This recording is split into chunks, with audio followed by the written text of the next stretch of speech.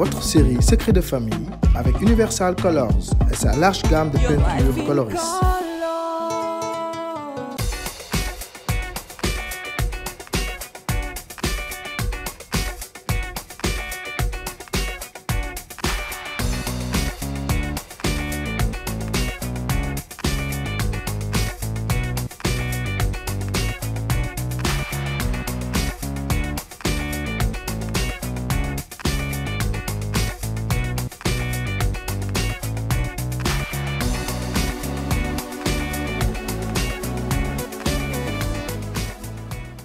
Dakar Ciné Masterclass, vous souhaitez devenir acteur, actrice de films télévisés ou bien présentatrice d'émissions TV? Venez vite vous inscrire à notre masterclass avec des professeurs expérimentés et des stages en milieu audiovisuel. Une formation accélérée de 3 mois, inscription 50 000 francs, mensualité 15 000 francs, du 24 mars au 24 juin. Les places sont limitées.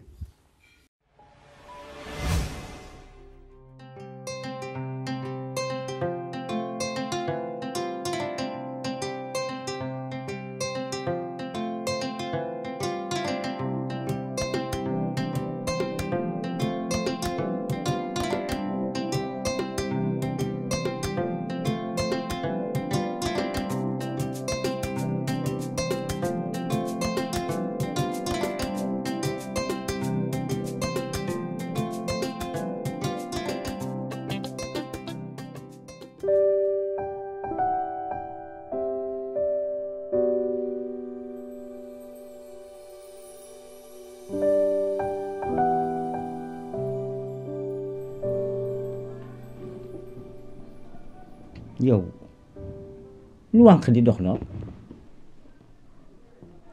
ñëw seet si la pour gis la moo tax ma ñëw. xaar ma wax ñu may la ndox.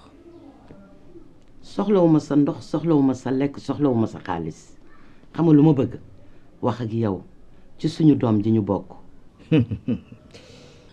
yaa ngi may reeloo sax mais Roqe yow ñeme nga taxaw bii naan suñu doom.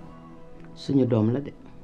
yow ba ñu tàggoo ba tey nga dox sama digganteeg sama doom mënuma ko jege lu day ne tarfatal ay ni nga toog ba tey nga ñëw naan ma sunu doom xanaa tey. Arona yaa gën a xam lu tax ma dox sa digganteeg sa doom ndax doo papa bu exemplaire doo jëkkër ju baax léegi nag mi ngi may bëgg a jaaxal na ma. mi ngi may tontu te dafa bëgg a jaar ci say tànk. lu xew mbaar jàmm dafa rëy nit am lan.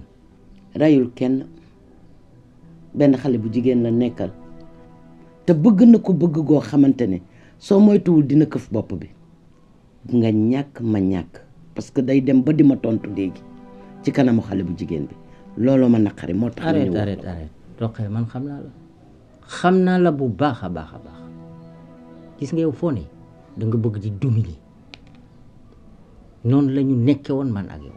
mayoo ma lu ma noyyi bu may lekk yaa ngi koy seet di ko contrôler su may toog yaa ngi seet ni may toogee yow daal yaakaar nga ne yaa gën ñëpp wóor na ma wóor yàlla tànk yooyu nga bëgg a taxaw ak moom moo tax mu fipp mais moom góoma ne xale bu lay manqué respect la. ku xamadi la nag léegi yow Arona man ñëwuma fii pour nga may wax sama démb ak sama tey dama ñëw fii pour nga waxal sa doom nga wax ak moom dëgg. mais yow yaay kan ba kenn du la wax dëgg voilà ce qu'on dit et puis man dama fi nekkul di wax mbiri jigéen ak sama doom xam naa Chérif du moom moo lay masa manqué respect màggum jëmm la léegi bàyyi ko mu dox doxam bàyyi ko mu happy ni ñu koy waxee. xale bu jigéen bii mu nekkal de suñ ci jógul di nga ko ñàkk ma ñàkk ko moom Aïcha Sy moom mu nekkal. Aïcha Sy. waaw. comme toll na la noonu ba jaral la déplacement dinaa wax ak moom wax ko mu seet si ma. loolu de gën ci yow loolu laa doon xaar maa ngi dem. boo dee dem bul fàtte tëj sama bunt. man soxlawuma laal sa bunt.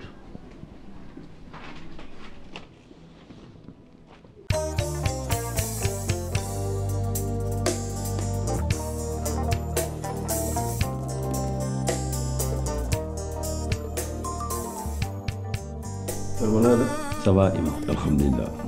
macha allah. imam samay tànk tee nag tànk jàmm la mais tànku regret la parce que am naa lu ma metti trop loo xam ne yëg naa ko imam man musuma xam ni alalu àdduna bi ngay jàpp di wax rek yow it jaral na la lii te looy faru miraas bii mu jaral la fexe ba jëli Sidi ñëpp jàppoon ni dee na dëkk imam yow xamoon nga ne Sidi du doomu Alioune Sy Farba Adja moo débarqué sama kër wax ma lépp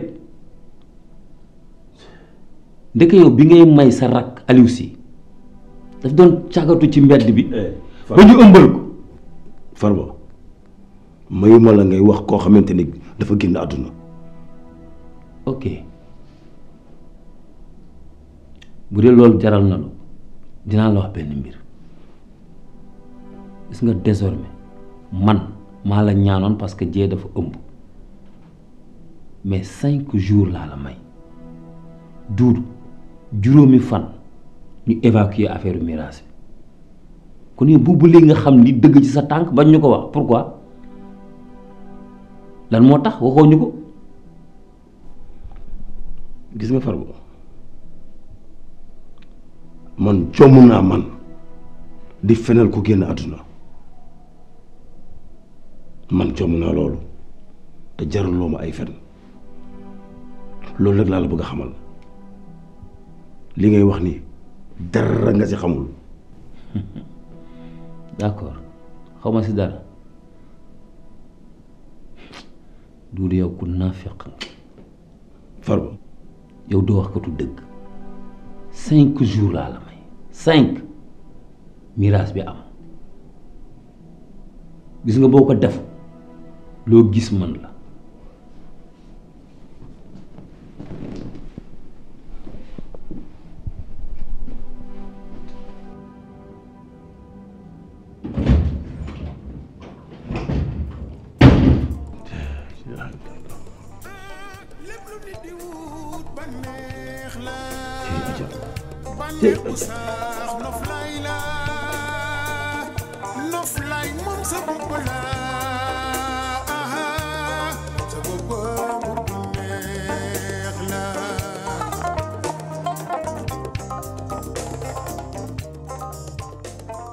lan nga may doyee ndax xam naa ne bu dul woon sama yaay fii du ma fi teg sama tànk bay ñëw di wax ak yow. xanaa bu dul dara fiston nga nuyu ma man sa papa la. xalal yow laay déglu waxal li ngay wax damay dem. xam naa ne danga mer mais mer warul a tax nga may manquer respect man sa baay laa. kon yow sama baay nga man sa doom laa. sama doom nga dara mënu koo dindi lu am la yàllaa ko def. naa la xamal lenn gis nga gradu papa dañ koy mérité dañ koy liggéey ba am ko mais mënoo abandonné say doom abandonné sa jabar xamoo ci yan circonstances lañ nekk nga bëgg ñëw tey duñu lijjanti man xamuma la. ça suffit dafa doy am na lu bëri loo umpale ci man li xew sama diggante ak sa yaay xamoo ko booba xale bu tuuti nga boo gisee ma won leen ginnaaw dem am na lu tax dama bëgg sa jooyantu ya ñuuramtu yi nga teg ko ci suuf te xam ne góor nga comporte-toi en homme nga toog te déglu ma wax la li tax ma woola li tax ma convoqué la fii du dara sa yaay moo fi yow di ma kalaame ak yow paraît-il joxatoo ko benn cër ndax benn jigéen. kon yow tam da nga ci bëgg a dugg yow da nga ci bëgg a duggal sa grain de sel quoi sama yaay li ma koy wax dégg na ko li ma bëgg mooy mu génn ba set wecc ci samay relation sama relation yi ma jot am yëpp moom moo ko yàq ndax ay bëgg-bëggam loolu laa bëgg bis ni ki tey mu dak mu xam ni man je suis une personne responsable lépp loo xam ne dogal la muy lu baax wala lu bon ci man la engagé ça n'engage que moi est-ce que comprendre loolu mooy wax ci maa ngi nekk ak nag koo xam ne mi ngi tudd Aïcha Sy moom laa bëgg na ma fii moom laa bëgg def ak sama àdduna. fiston looy kii à t'entendre parler rek xam naa ne yow jaanu mbëggeel gi màtt na la mais nag xam naa ne yow mi ak ni nga mel boo demee ba wàkkirlu nii ci jigéen daf ko jar te tubaab nee na quand le cœur parle la raison doit se taire. Tu as fait le bon choix mais nag il faut savoir faire la part des choses yaay nga am fii mbëggee la nekk fii magum jëmm nga naxanteel nag ba doo perte sa yaay doo perte ndax bu ko defee jàmm ne ñooy.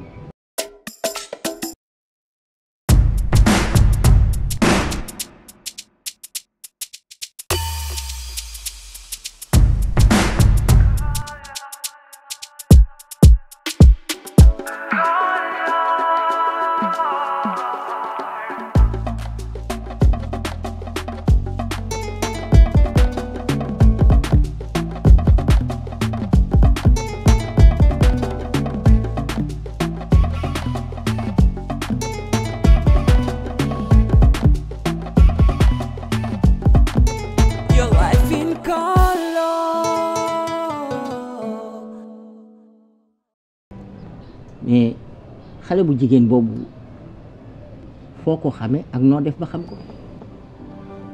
li ma la mën a xamal daal mooy doomu Alioune Sy la mooy ex député bi gaañu yàggul dara. Alioune Sy. Alioune Sy mel na l'ancien député là.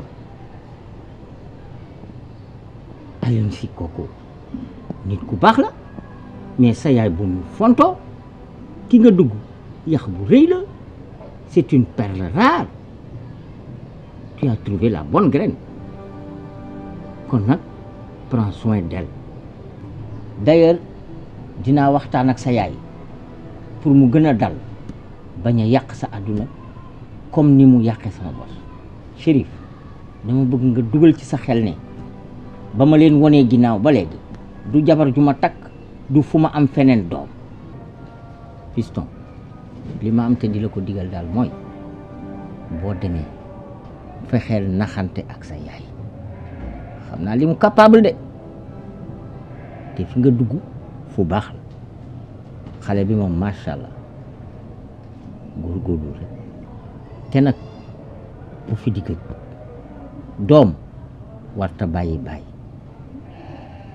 ñu ngi rawante kat ci waajur fexeel nag maag yow ñuy gise xam naa ne doo mën a fàtte waaye nag sa baay la war nañuy gise di waxtaan lii nag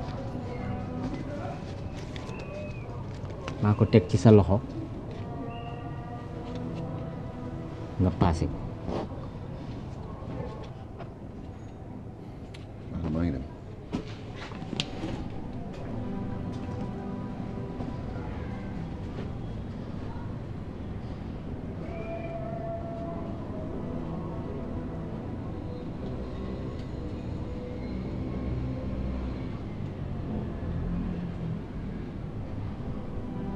Allô, je viens d'avoir une information d'une importance capitale dajaleel ma gars yi maa ngi ñëw.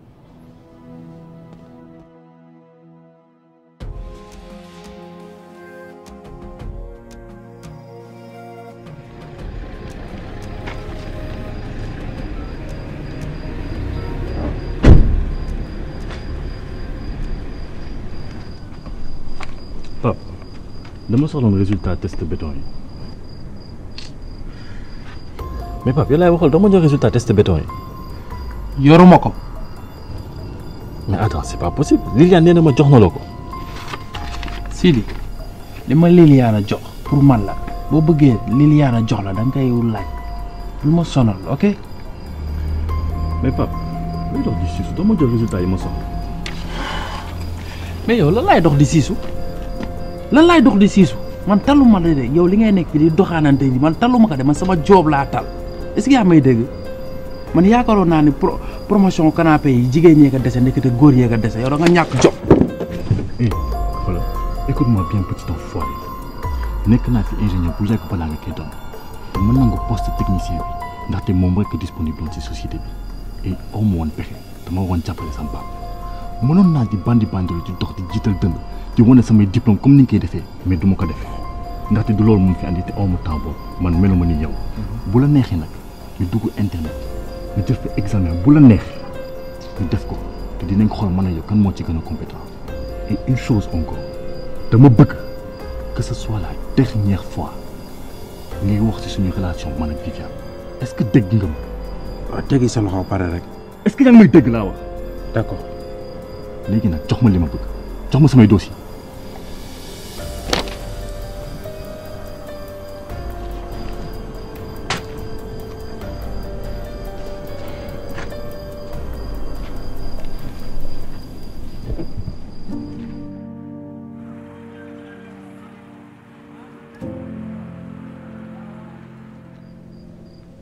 Sidi boo gisee ma indi la fii awma habitude sax di génn su ma jullee gee ba pare waaye li tax ma indi la fi lu ma ñor la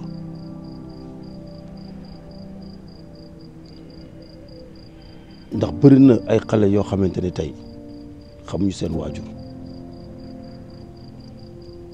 bëri na ñuy taxawaalu ci mbedd mi te xamuñu kan mooy seen waajur ñàkk nañ ku góor ñàkk ku jigéen Sidi ndax xamoon nga sa yaay bu baax. tonton sama yaay waaw xamoon naa ko ku ma bëggoon la.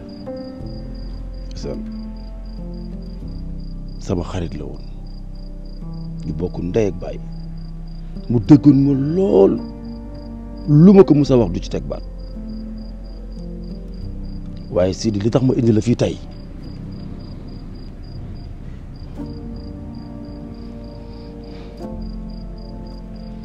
Sidi diis na ma lool mais tonton lan moo xew daa mel ni dafa am lu xew ni nga waxee nii jaaxal na ma torop lu xew. Sidi ku am nijaay doo déggee ci mbedd il faut que ma wax la dëkk gi tey Sidi Aline Sy du sa papa.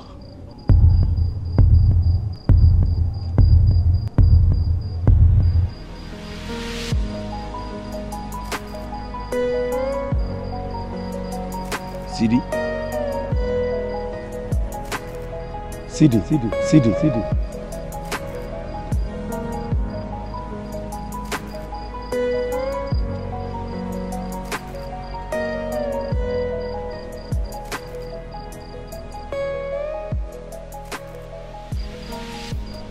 Sidi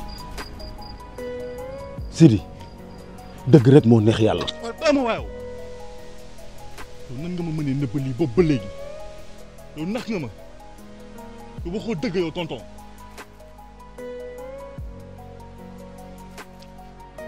Sidi Aliou Sy musul nangu ku la wax lii te féete na la fi bàyyi di féete doom musulaa bañal dara.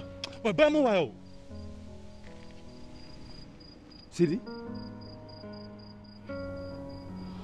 laa ilaha illallah alhamdulillahi rabbil alamin laa xawla wala quwwata illa billah. Sidi yal na ko yàlla suturaal yal na ko yàlla suturaal.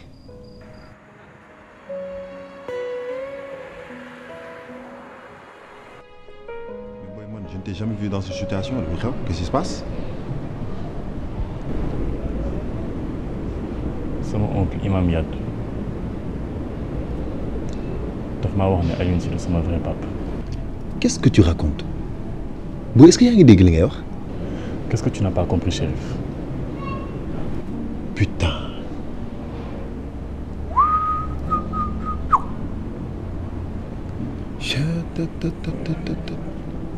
Non, les mononecs, c'est pas vrai. Mais comment ils ont pu te cacher cela pendant toutes ces années? Bingo et Aïcha, comment elle a réagi? Non, attends, il faut que je l'appelle. Chérif, ne lui dis rien. Aïcha Khamoussida. De toute façon, elle n'est pas concernée. Aïcha, c'est la fille d'Alioune Sy. Bul ko wax dara pour le moment. Man dinaa ko expliquer. Non, mënoo koo nëbb loo xam ne yow dañ la ko nëbb pendant des années. dinaa ko wax dëgg bi yëpp mais avant il faut que je remette les choses en ordre dans ma tête parce que instant bi dama jaxasoo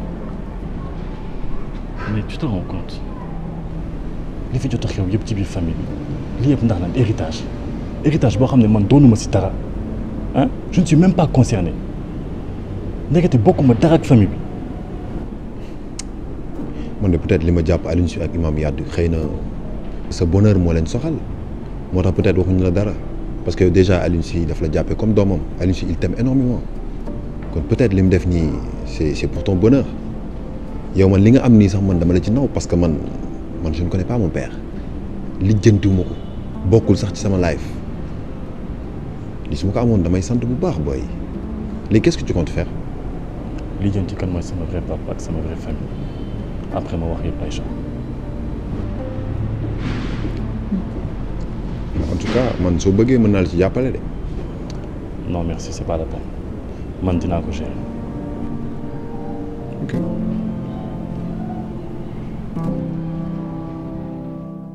Dakar Ciné Masterclass, vous souhaitez devenir acteur, actrice de films télévisés ou bien présentatrice d'émissions TV? Venez vite vous inscrire à notre masterclass avec des professeurs expérimentés et des stages en milieu audiovisuel. Une formation accélérée de 3 mois, inscription 50 000 francs, mensualité 15 000 francs, du 24 mars au 24 juin. Les places sont limitées.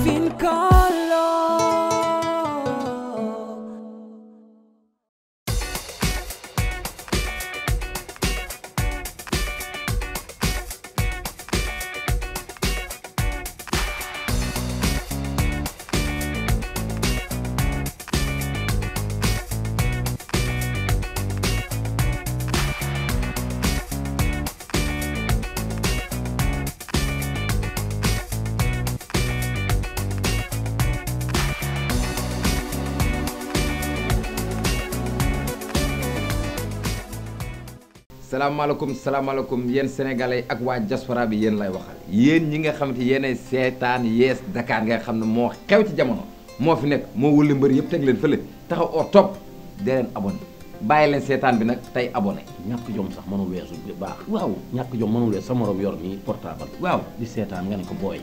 booy looy seetaan nii. doo am ni mu yombee. ak Yes Dakar ni mu ko yombale. waaw doo dugg rek ñoo sa loxo bi nii cap taj fañ bind abonné. muy signal gis naa fa ab baaraam buy def ni kuruj lu ñëw nga jot ca. moom nga naan taj Yes Dakar di la ko dóor. waaw bàyyi la ñàkk dama ne abonné leen de bàyyi leen de bàyyi seen affaire yéen Modou surtout Modou yi. am na Modou yu bëgg lu yomb. ak yow bëgg lu yomb. lam tooro waa Paris rek